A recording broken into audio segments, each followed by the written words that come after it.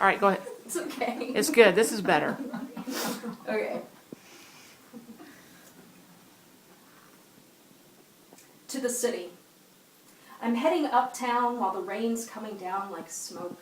Gray sneakers sucking the drink, jeans getting soaked and heavy. But my pace isn't slow because I want to seem like I have some place to go where it matters if I'm late. No one waits here. Even as you plunge through the iron lungs pulsing beneath the streets, under post-industrial smokestacks of ideas that were built on the back of the man who worked with his hands so you could ride through his veins day and night. The city doesn't sleep, and neither do I. I stare at all the 4 a.m. taxis 25 stories below and wonder if any of you are in love, and how many shots you knocked back, and what skills afford you the luxury of counting drinks in Jacksons. And I wonder why I sit up at 4 a.m. counting all the might-have-beens, as if they were ever possibilities. We grew up in the same town, but your stars were better aligned, I guess. Because I stare up at the sky at home and think of you, but you can't count city stars. And I doubt you think of me. This sky at night wears a shroud of fumes and light pollution. Too many stars to see any stars, which is just as well in this town, where dark is the only color one can wear to absorb the glaring differences between those who get it and those who don't. It's a lie to say anything goes. The dress code here is stricter than a habit. Authority inked on the labels, invisible and indelible. The body's warmth hugged tight to self, safe and hidden. But everyone's warm when everyone plays by the rules. This morning, I went back and forth, deciding on a shirt. And I'm not sure which way to go, but I'm certain the color I chose is far too bright. A stuttering neon sign. Do I stay, go, start, step back? I don't know, just go! I misjudge. A taxi blares its horn and I stumble backward to the curb, cheeks stoplight red as if everyone is glaring at me. And I land on your $50 pedicure, my tongue clucking sorries till I see your face. Your eyes are dark and straight.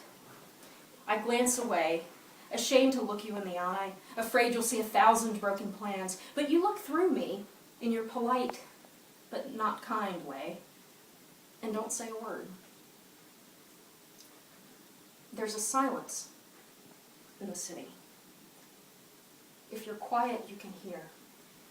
It's in the streets and in the park and in between the tracks of conversations and restaurants, parallel voices. And you get used to all the noise in the city, even the groaning of its belly on Puerto Rico Day when half the train sways and sings as it swaggers down the tracks before heading back to catch another round.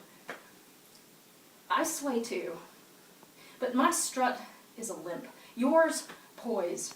And your life is part of the noise the way my heart is part of my body. And it's not like I feel like nobody, but I feel like my insides have turned into steam and the heat is driving me nuts. And I feel closed in by your confidence and the dirty concrete monuments, and I don't know how you tolerate it. The cruise guide tells the same story as he semicircles the southern tip. 1,776 feet from base to spire, he shouts for the 1,000th time. Seems like a giant lightning rod for jealous gods, at least to the tourists who watch with awe, hoping to spot celebrities or those who write homilies for CBS and ABC. But all they see are those who stalk Broadway by day and walk Broadway at night. So many fingertips and toes, piano keys tapping out the music of the night in the concrete jungle, assured one day they'll strap themselves into the corsets that will take their very breath away just so they can have a shot at life immortal. And it will take away the breath of all who watch as it plays out on the stage of their ambition. One. And it's beautiful. Yes, it's beautiful, and that's what gets me the most. Your ambition doesn't need a script. You don't ask for permission or direction, you just go. And you always seem to know where and how to get there. But no matter how long I stayed, I'd still hesitate. At every street corner, every train, not sure if it's going uptown or down, and not sure which one I'd want anyway. And how are you able to navigate so easily?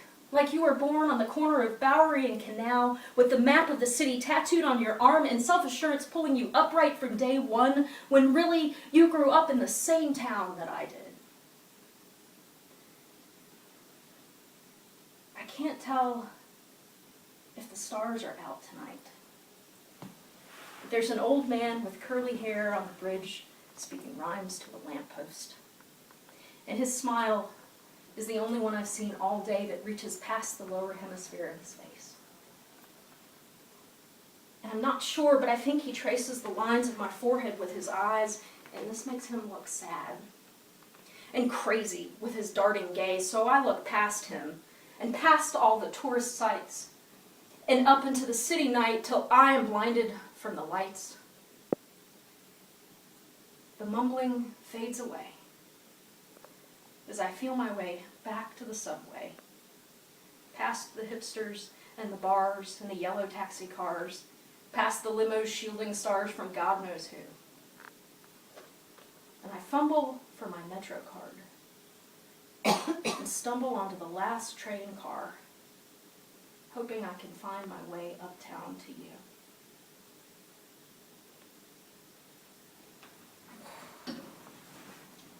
The end.